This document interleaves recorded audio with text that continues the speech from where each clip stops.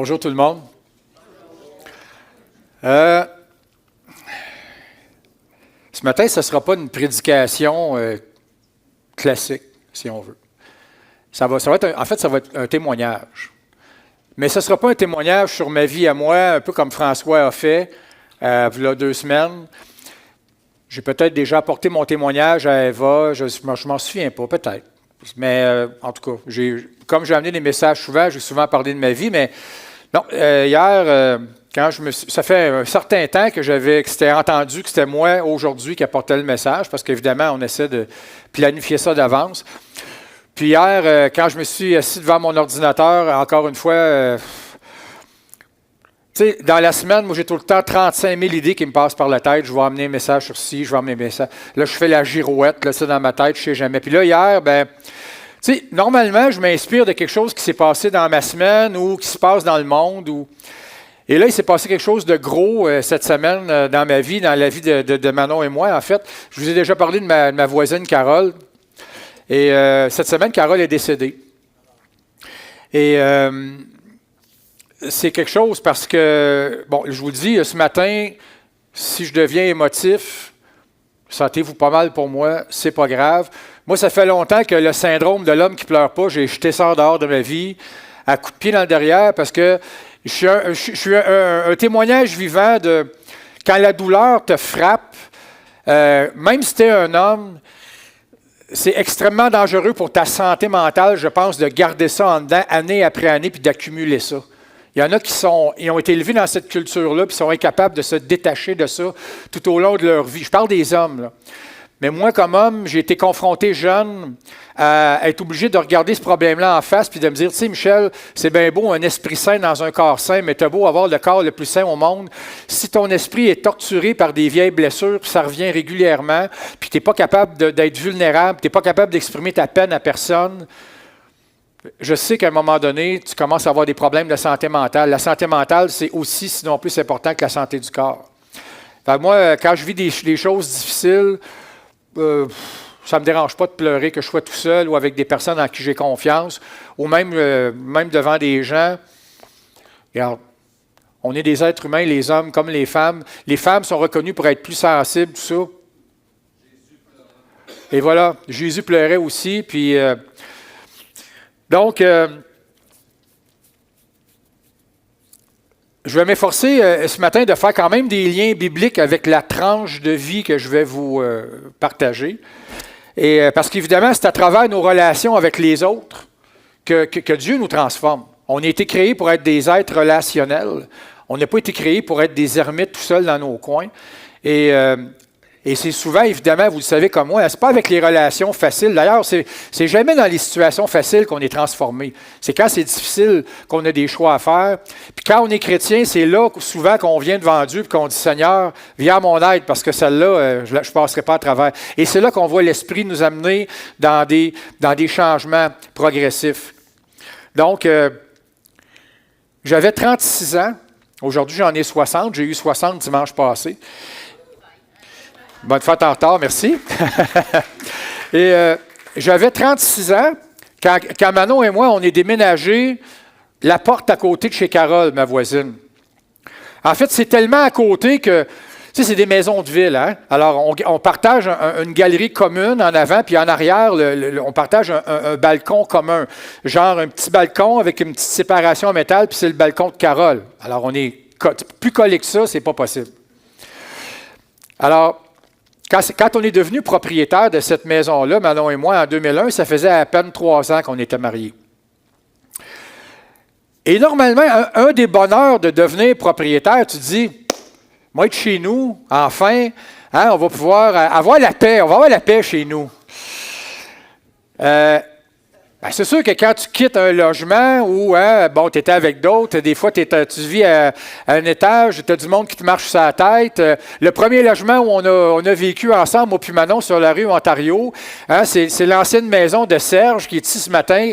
Et puis là, il avait vendu cette maison-là. Là, il en avait fait un 3 logements. Il y avait une maison, c'est-à-dire un logement au premier étage, au deuxième, puis il y avait comme un loft au 3e. Puis nous, on vivait au 2e. Puis au 3e, on entendait tout ce que la voisine faisait, tu sais. Fait que quand on est déménagé dans notre maison, on s'est dit, oh, enfin, puis c'est des maisons de ville, mais avec des murs en béton. Alors, on n'entend rien de chaque côté. Là-dessus, c'était...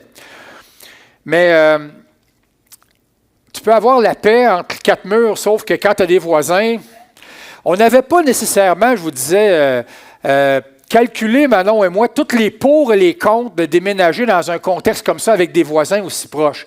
Nous, on avait acheté sous l'impulsion qu'on était tanné de vivre dans un troisième étage qui se transformait en four à pizza l'été. Parce qu'il n'y avait pas d'arbre où on était, c'était un bloc en briques. Puis quand la chaleur durait des jours, c'était insupportable. Et la journée où la goutte qui a fait déborder le vase, c'est la journée où notre propriétaire nous a refusé d'installer une aire climatisée, qu'on était prêt à payer par ailleurs. On s'est dit non. Et à l'époque, on remonte à 2001. Ça fait déjà quoi? On est en 2025, ça fait 24 ans. En 2001, c'était encore abordable au Québec pour un jeune couple qui était prêt à faire attention à son budget et à travailler fort. C'était encore abordable et réaliste de penser que tu pouvais devenir propriétaire. Aujourd'hui, c'est un autre game. Mais bon, on a fait le saut et dès les premiers jours dans notre nouvelle maison, on a rapidement constaté que notre voisine Carole, qui était une femme à l'époque qui avait 55 ans, elle travaillait encore à temps plein, mais elle vivait avec sa mère, qui avait à peu près 80 ans dans la maison, qui était atteinte de démence. Et ça faisait peut-être même pas un mois qu'on était là. Et un bon après-midi, j'entends la mère de ma voisine, Carole, qui hurlait, je l'entendais hurler, parce que les fenêtres étaient ouvertes. Et là, je sors dehors, et là, je me rends compte que le petit chien que Carole avait, c'était un petit chien très désagréable qui s'appelait Luca, qui s'était poussé, qui avait passé entre les pattes de la dame en question.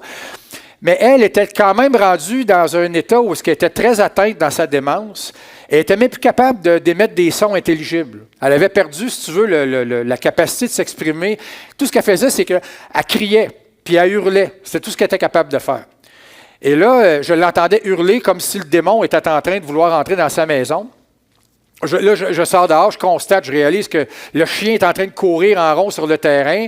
Je sors, là, je constate que madame, ça ne va pas bien du tout. Là, je me dis, bon, comme j'étais la seule personne saine d'esprit autour, j'ai dit, je vais intervenir, prends mon courage à deux mains, connais pas le chien, fonce sur le chien, ramasse le chien.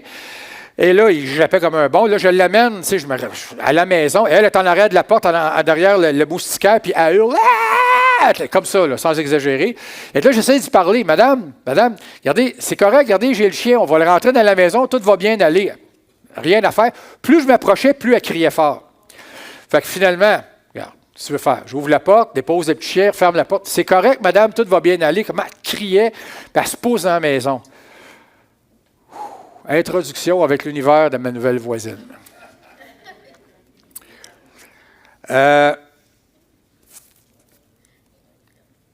J'ai su quelques jours plus tard, en parlant avec d'autres voisins communs qu'on a, parce que nous, c'est une maison de ville de 6 portes. C'était construit en 70. Nous, on est au centre, puis il y a 4 autres voisins, 2 chaque côté aux extrémités. Et j'ai su quelques jours plus tard, en parlant aux voisins, que tout le monde était stressé dans cette grande maison de ville-là parce qu'ils savaient que la mère de Carole était démente.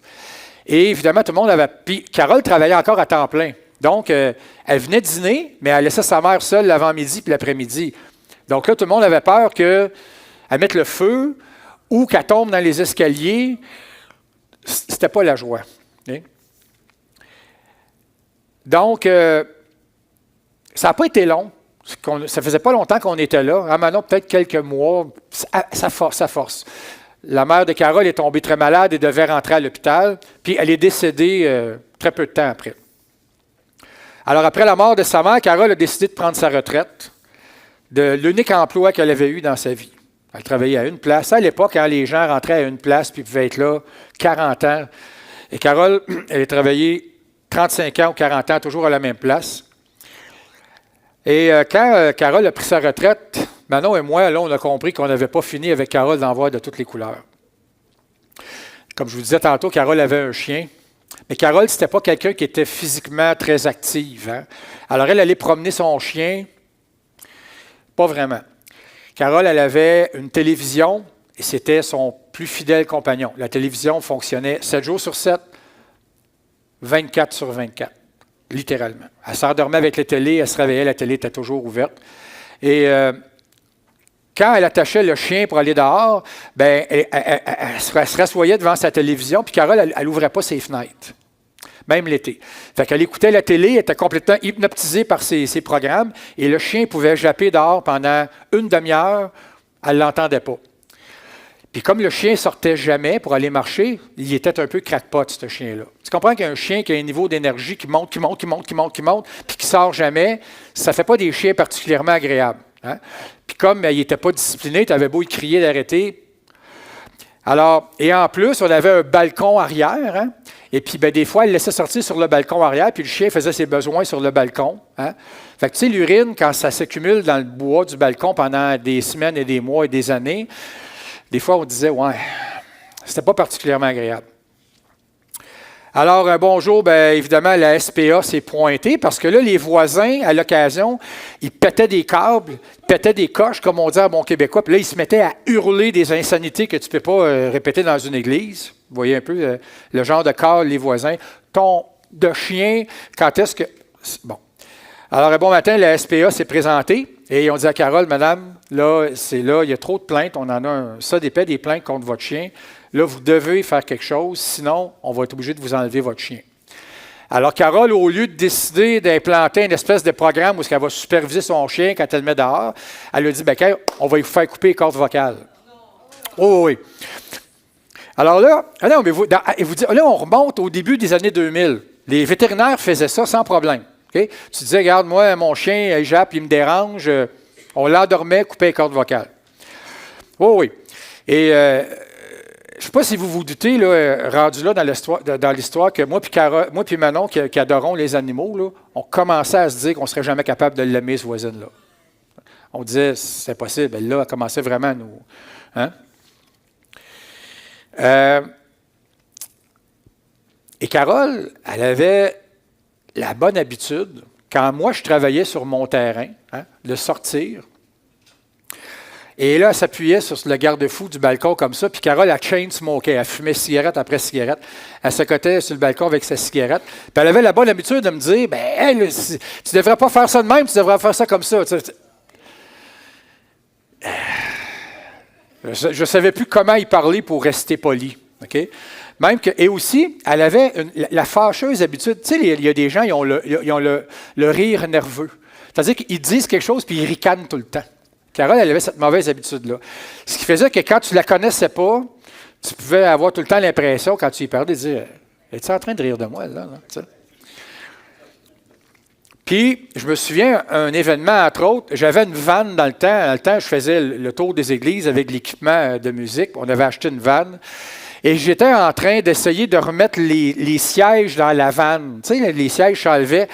Et là, Carole sort dehors, puis elle voyait que j'en arrachais. Puis là, elle me passait des commentaires, puis elle riait. J'avais envie de prendre un des sièges, puis...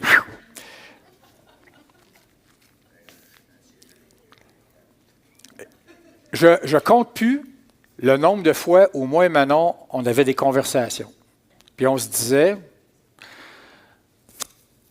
il ne faut pas tomber dans le piège avec Carole. Combien est-ce qu'il y en a ici, là, vous en avez tous entendu des histoires de voisins. Ça devient tellement toxique, tellement dangereux que ça peut aller loin, là. Il y a des voisins qui se sautent au visage, ça finit en cours. Tout était là. Potentiellement, là, tout était là pour que nous, on finisse là. Mais je ne l'ai pas mis, je n'ai pas d'acétate, mais je vais vous lire un texte tiré évidemment d'une lettre de Paul aux Romains, Romains 12. Et ça dit, c'est les versets 17 à 21, ça dit « Ne rendez à personne le mal pour le mal. Recherchez ce qui est bien devant tous les hommes. Si cela est possible, dans la mesure où cela dépend de vous, soyez en paix avec tous les hommes. » Bien, dans le cas qui nous concernait, moi puis Manon, c'est certain que si il y avait quelqu'un qui devait faire tout ce qui était possible pour que la paix règne, c'était certainement pas Carole. Hein? Parce que ça dit, si cela dépend de vous. Ça ne dépendait que de nous. Fait qu'on constamment, on s'assoyait, on priait. On disait, Seigneur, donne-nous la force de nous maîtriser, de ne pas répliquer, de ne pas tomber dans le panneau. Hein? Et là, le verset continue, il dit, ne vous vengez pas vous-même, bien-aimés, mais laissez agir la colère de Dieu, car il est écrit, c'est à moi qu'appartient la vengeance, c'est moi qui donnerai à chacun ce qu'il mérite, dit le Seigneur. Bon, là, vous pourriez me dire, Michel, c'est quand même pas une raison pour vous venger. Vous seriez surpris du nombre de personnes qui se seraient vengées. Rendu là, il y a des gens qui auraient fait des choses pour vraiment méchants, pour se venger, pour qu'un-toi, là. Et ça dit, mais si ton ennemi a faim, donne-lui à manger, s'il a soif, donne-lui à boire, car en agissant ainsi, tu abaisseras des charbons ardents sur sa tête. Ne te laisse pas vaincre par le mal, mais sois vainqueur du mal par le bien. Pas exactement ce qu'on voit dans le monde actuellement. Avec les années, à force de prier pour Carole, Manon puis moi, de nous encourager mutuellement, à ne pas faire ce que le monde, puis disons-le, même des chrétiens auraient pu faire, on a pu observer le Saint-Esprit dans nos vies qui nous a progressivement amenés, petit à petit, à aimer Carole, comme si ça faisait partie de notre famille. Je me souviens clairement des conversations avec Manon, puis on se disait, il y a une raison pourquoi Carole a été mise sur notre chemin. C'est pas vrai qu'on va empirer la situation sans faire partie de la solution. On est chrétien, puis c'est dans des moments comme ça qu'on se disait, c'est là qu'il faut que ça paraisse. Pas quand c'est facile, c'est là qu'il faut que ça paraisse. Il y a eu donc beaucoup de pardon avec Carole, beaucoup. Puis à la longue, on a fini par accueillir ces attitudes plates de la manière suivante. On se regardait, Manon puis moi, puis on se disait, c'est Carole, elle est comme ça. Elle est comme ça, Carole. Puis un beau matin, on a réalisé qu'on l'aimait vraiment. Hey, on était 24 ans voisins, là. On a réalisé qu'on l'aimait vraiment beaucoup. Puis je suis certain que le Seigneur, hors de tout doute, je suis certain que le Seigneur nous a transformés à travers les difficultés, comme je disais tantôt, de cette relation-là. Parce qu'en même temps, Carole était extrêmement attachante. Tu sais, des gens, c'est comme, on dit les qualités de leurs défauts. Elle est extrêmement attachante. C'est une personne extrêmement loyale, très, très généreuse.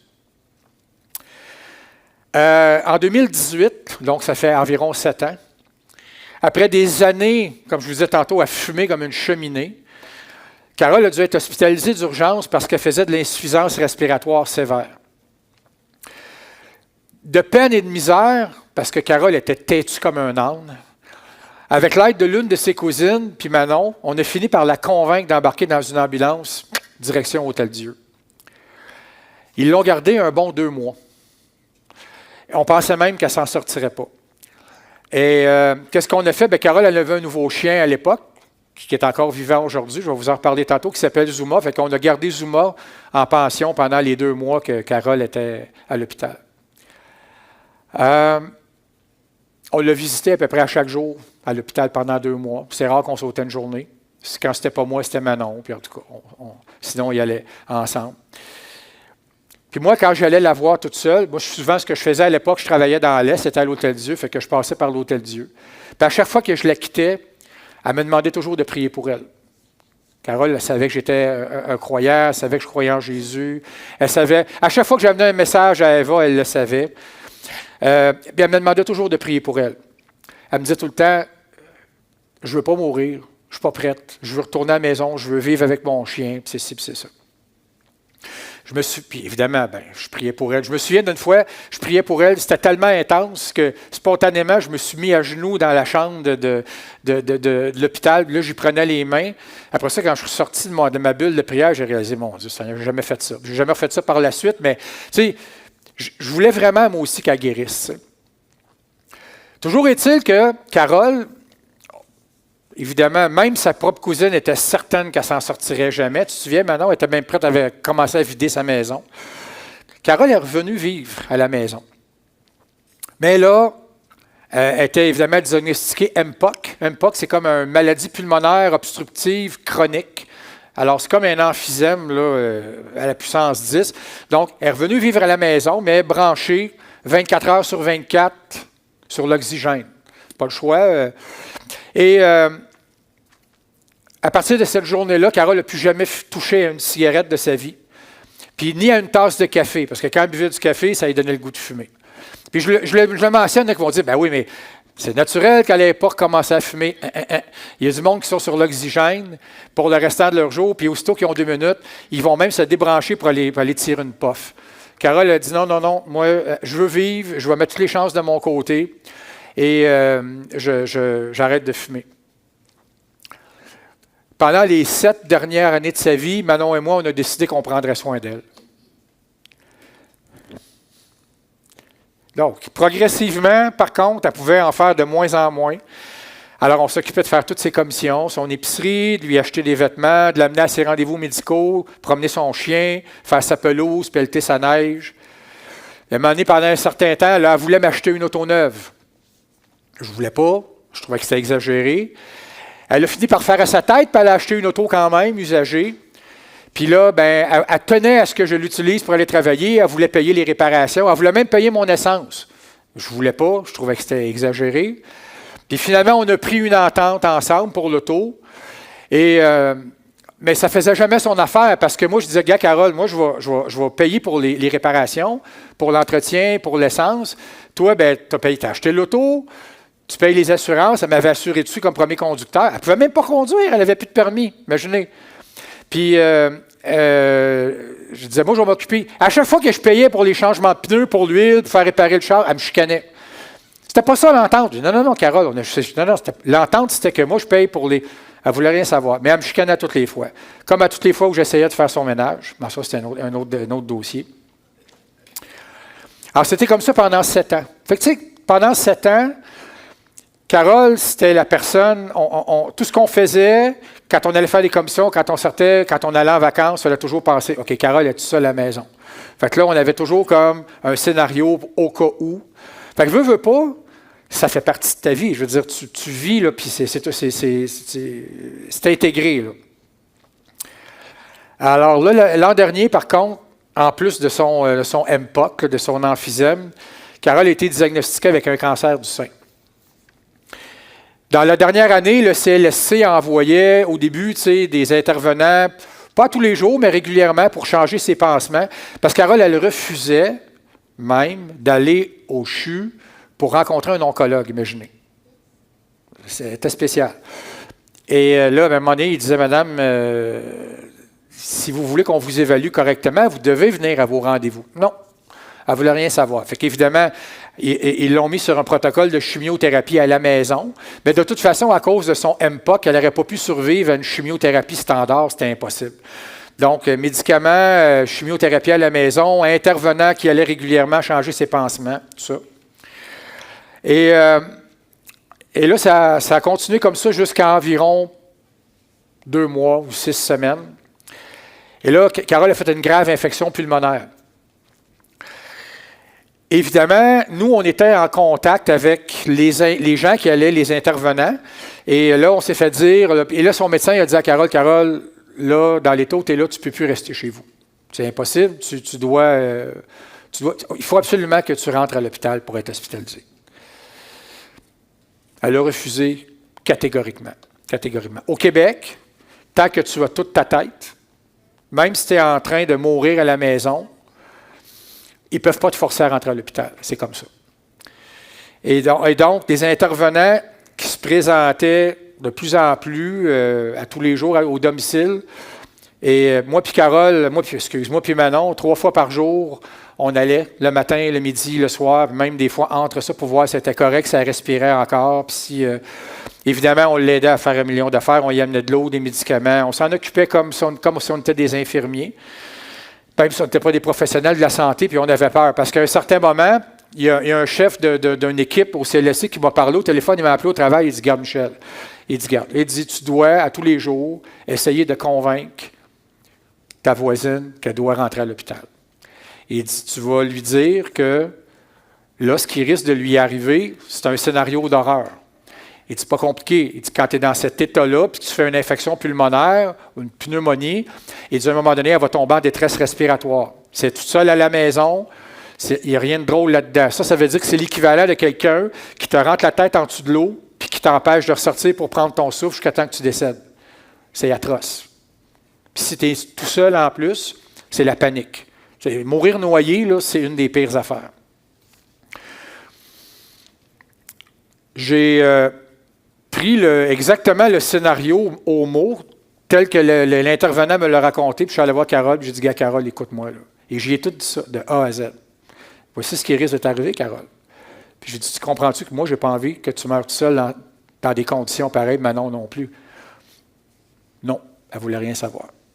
Carole, elle s'inquiétait beaucoup plus de son testament, puis des problèmes que ça pouvait causer à sa fille, puis à sa petite-fille, à ses petits-enfants. Parce que Carole, elle avait une fille biologique avec laquelle elle avait renoué il y a 15 ans. Carole elle a mis un enfant au monde alors qu'elle avait 33 ans, puis elle l'a donné en adoption. Et il y a 15 ans, sa fille adoptive a retrouvé Carole. Et ça aussi, ça a été tout un scénario où c'était pas facile. Mais on avait ça en commun, moi et Carole, parce que moi aussi, j'ai été adopté. Et moi, j'avais dit à Carole, tu sais, puis là, elle me parlait tout le temps de son testament, puis des histoires d'argent. Mais j'ai dit à Carole, regarde, moi, ton argent, là, ça m'importe peu. Moi, Carole, je pense que tu devrais te soucier, là, c'est de ne pas mourir comme un chien noyé, et tu devrais te soucier d'où est-ce que tu t'en vas pour l'éternité.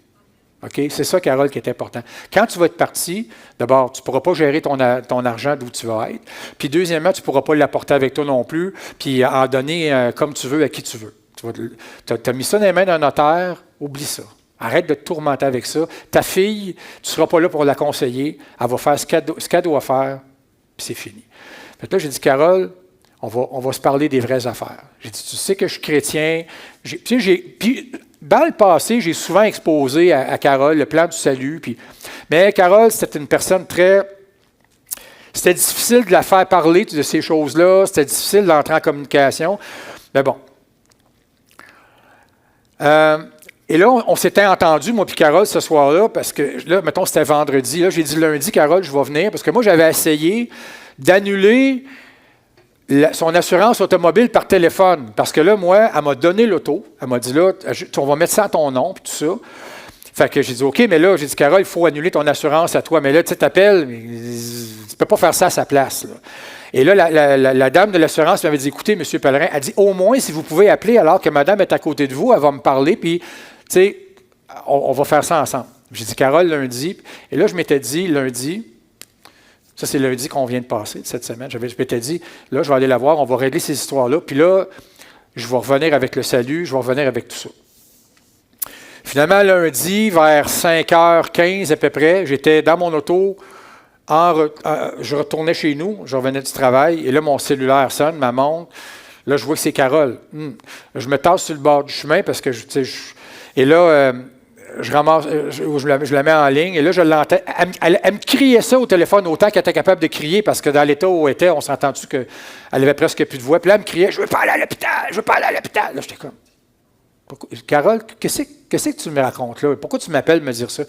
3 secondes après, il y a une autre voix qui embarque. Et là, c'est une femme qui se présente au bout de la ligne. Elle était chez Carole. Alors, c'est un médecin. C'était vraiment un médecin qui était là avec une infirmière du CLSC.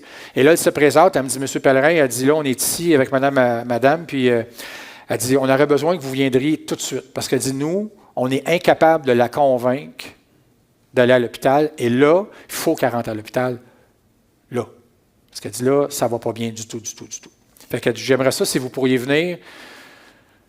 Et là, moi, j'étais comme, j'ai pas réussi 1 fois, 2 fois, 3 fois. Là, je me suis mis à prier dans mon auto, Seigneur, il faut que tu fasses le job à ma place. Il faut vraiment que tu interviennes. Là, je me suis dit, je vais aller à la maison, je vais aller chercher Manon. Je me suis dit, moi, je ne suis pas capable, Manon va être capable. Alors là, je me suis rendu, je vais chercher Manon, viens-t'en, on arrive là, évidemment, le médecin est là, l'infirmière est là, Carole est assise, puis elle n'a pas de bonne humeur, puis elle est boquée, puis elle a de la misère à respirer. Et là, je m'assois, puis sur son lit à côté d'elle, puis là, Carole, elle était tellement malade qu'elle ne pouvait même plus aller aux toilettes. Donc, elle avait uriné dans son lit, mais moi, je ne m'en suis pas rendu compte. Fait que je me suis assis dedans, à côté d'elle, là, à un moment donné, j'ai fait comme... C'était trop tard. Fait que là, je suis resté là, j'ai mis ma main autour de Carole. Puis là, j'ai plaidé avec elle au bord des larmes pendant 3 minutes. J'ai dit, Carole, tu ne peux plus, là. C'est fini, Carole. Là, tu ne peux plus rester ici. Tout le monde a peur, tout le monde est stressé. Tu es malade, tu as besoin, Carole, d'aller à l'hôpital. Ils vont te stabiliser, ils vont te monitorer si ça ne marche plus. Là, Manon a embarqué. Bon, finalement, Carole a dit, c'est correct, je vais y aller. On a appelé 5 minutes, je pense. Hein, c'était très, très, très rapide. L'ambulance était là. 2 paramédics, 2 jeunes, très gentils, super sharp, les gars. Vraiment, là, tu sais, vraiment une approche très, très humaine. Vraiment, ces gars-là ne gagnent pas assez d'argent, je vous le dis. Là, ces gens-là, hommes-femmes qui font ce métier-là, c'est des métiers extrêmement durs, paramédics. Souvent, ils combattent des chocs post-traumatiques. Ils voient toutes sortes de choses. Mais en tout cas, ils ont été vraiment super. Et ils ont emmené Carole. Puis évidemment, le soir même, moi, je suis allé à l'Hôtel-Dieu. Et là, j'arrive à l'Hôtel-Dieu. On m'avait dit, attendez, on va l'amener, on va l'inscrire. Venez pas tout de suite, arrivez, mettons, dans 1 heure. Ça fait qu'1 heure après, j'arrive là. Et la fille de Carole était déjà là, avec sa fille à elle, qui est la petite fille de Carole. Et là, il y a un médecin qui est venu nous dire, écoutez, dans l'état où elle est là, on a fait des radiographies rapidement à partir avec une machine portative qui amène dans le lit. Puis elle faisait une grave pneumonie. Alors là, il a dit, écoutez, là, c'est soit ce soir qu'elle va décéder. Si elle est vraiment, on va dire entre parenthèses, chanceuse, elle va se rendre jusqu'à demain. Fait que là, on s'est dit, bon. Alors, finalement, moi, je devais quitter, était rendu 10h et quelques du soir. Je travaillais le lendemain. Finalement, Carole était encore vivante quand je suis parti. Le lendemain, là, en finissant de travailler, là, il l'avait amenée aux soins palliatifs. Elle était encore vivante. Ils m'ont dit, mais regarde, Michel, tu peux y aller. Fait que là, j'ai appelé Manon dans l'après-midi. On s'est entendu que Manon irait. Fait que quand je suis arrivé vers 5h30 ce soir-là, Manon était déjà là. La fille de Carole était là et sa petite fille était là encore. Donc, on s'entend que là, elle était vraiment là, dans les dernières 10 heures de sa vie, dans la dernière heure, je devrais dire. On ne le savait pas à ce moment-là. Puis là, elle respirait de plus en plus difficilement. Ils ont donné des médicaments de confort. Ils avaient enlevé l'oxygène parce qu'il n'y avait plus rien à faire. Et à un moment donné, il y a une infirmière qui rentre, là, puis elle dit, écoutez, est-ce que vous voulez qu'on appelle un intervenant pour un aumônier pour apporter les derniers sacrements à madame? Elle dit, on m'a dit qu'elle était très pieuse. Puis j'étais très pieuse. Non, Carole n'était pas très pieuse. Fait que, comme j'avais parlé de ma foi puis de christianisme avec Carole plusieurs fois à 24 ans, je me suis dit, pas besoin d'un aumônier, je suis capable de faire le job moi-même. Fait que là, j'ai dit non, ça va être correct, madame. J'ai dit, je vais gérer ça moi-même, tu sais. Et la fille de Carole m'avait dit qu'elle était athée, qu'elle n'était pas croyante, tout ça. Alors, l'infirmière avait l'air un peu contrariée que, tu sais, qu'on dise non, on ne veut pas les derniers sacrements. Tu sais. Moi, les derniers sacrements, avec la théorie que ça expédie les malades au paradis, je n'embarque pas là-dedans, évidemment, à cause de mes croyances bibliques. Mais évidemment, on était très polis avec l'infirmière, on a dit non, c'est correct. Et là, après que l'infirmière soit partie, la fille de Carole et sa fille à elle, voulait aller se reposer dans un petit salon à la disposition des familles, aux soins palliatifs. Fait que là, on s'est retrouvés, Manon et moi, toute seule avec Carole.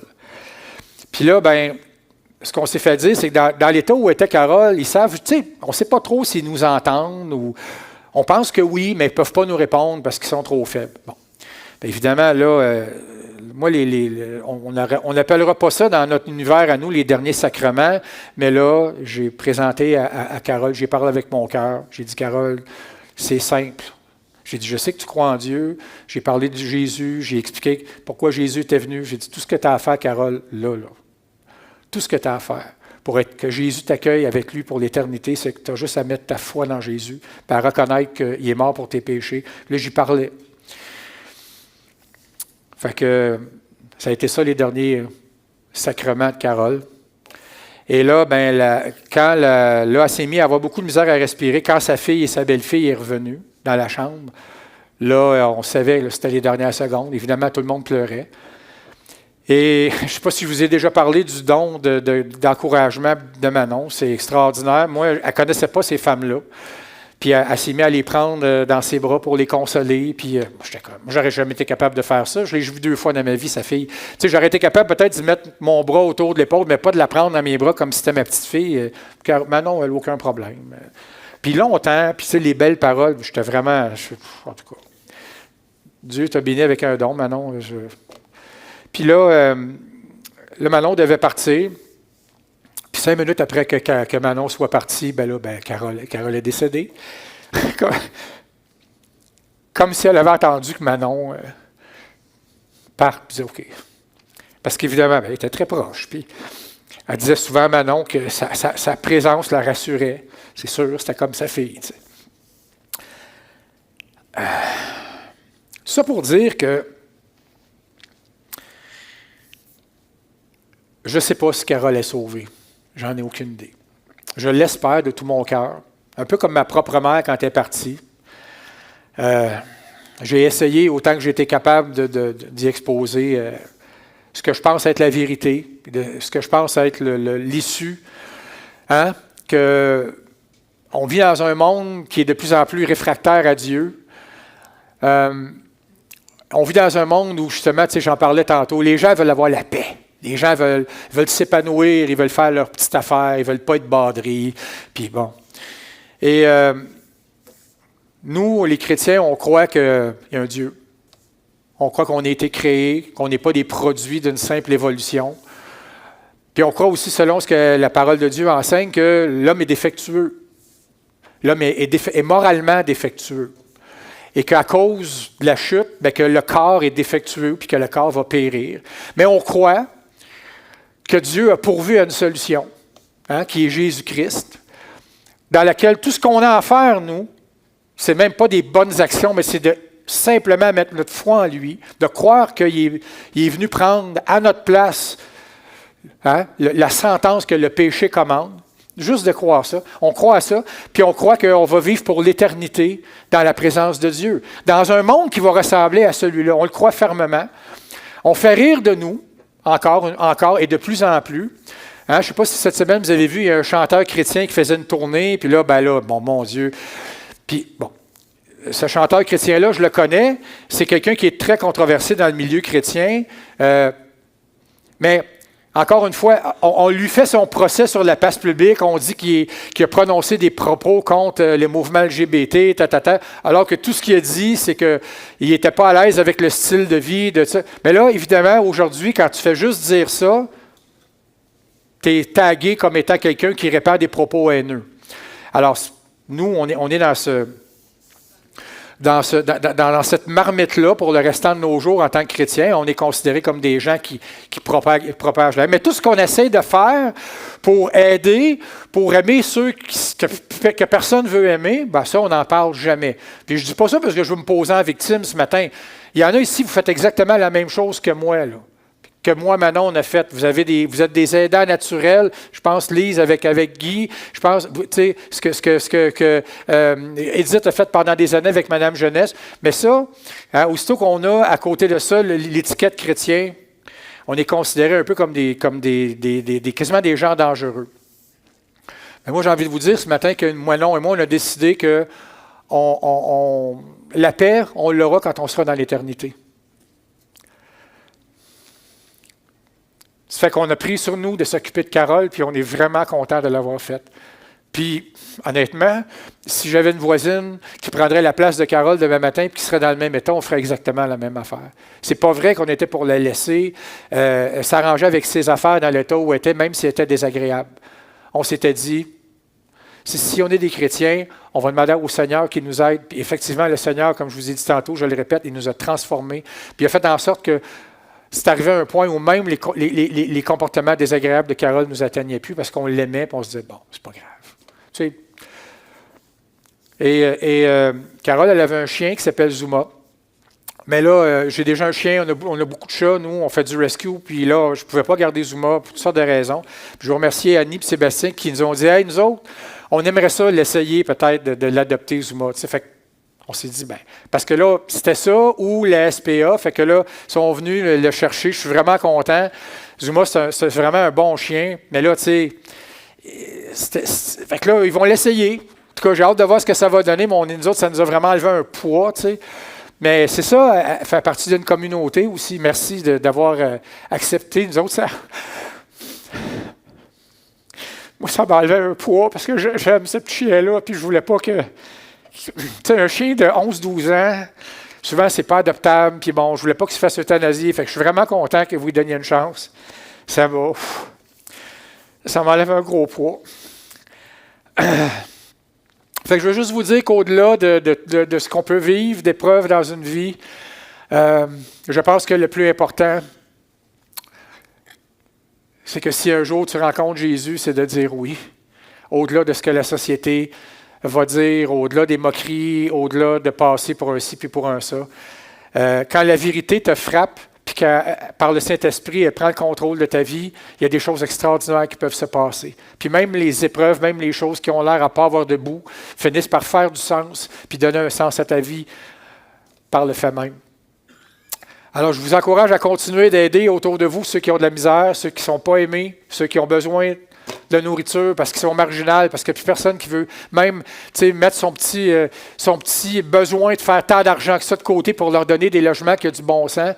Regardez la situation actuellement, il y a des gens qui ont beaucoup, beaucoup d'argent, mais ils ne baisseront pas leur loyer pour dire, regarde, on va donner une chance à un puis à l'autre. Non. Ils s'organisent même pour les foutre à la porte, pour doubler le prix des loyers. C'est dans ce type de société-là qu'on est rendu. Je ne veux pas faire partie de ça, de ce monde-là. Je ne juge pas les gens qui pensent comme ça puis qui font ça parce que je sais qu'ils n'ont pas le Seigneur puis qu'ils sont incapables de comprendre ça. Ça prend le Saint-Esprit pour venir toucher le cœur des gens puis les amener à comprendre que dans la vie, ce qui est important, ce n'est pas le cash. Oui, on a besoin d'argent pour vivre, on a besoin d'argent pour manger, on a besoin d'argent pour payer nos comptes. C'est correct, j'ai rien contre ça. J'en ai pas non plus contre ceux qui ont de l'argent. Mais il y a des gens qui ont de l'argent puis qui aident avec leur argent, tandis qu'il y a des gens qui ont de l'argent, mais non, ils n'en ont jamais assez puis ils n'aideront jamais personne. C'est ça le problème que j'ai. Mais ce matin, encore une fois, avant de quitter, je veux vous remercier d'être venu ici au lieu de rester chez vous, puis d'être venu entendre un témoignage qui peut-être va vous inspirer, je l'espère.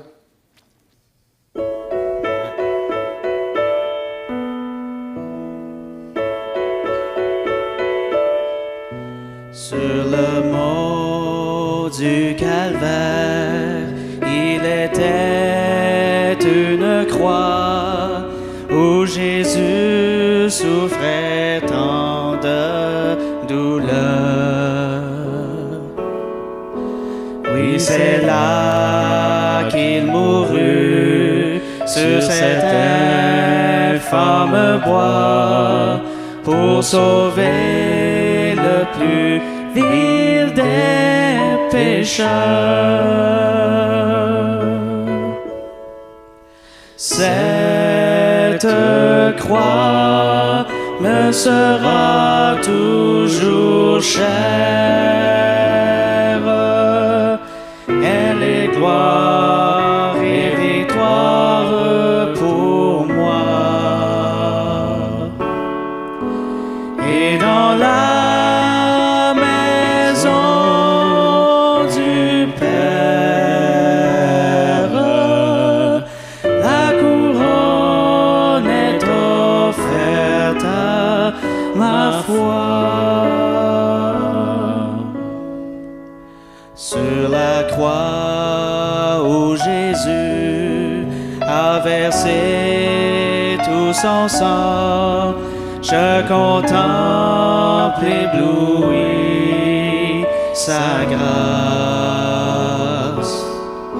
Sur la mort et l'enfer, son combat triomphant fait de moi son heureux racheté.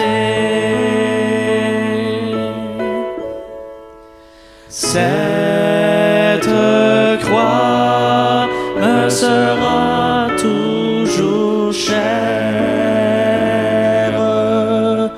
Elle est gloire et victoire pour moi. Et dans la maison du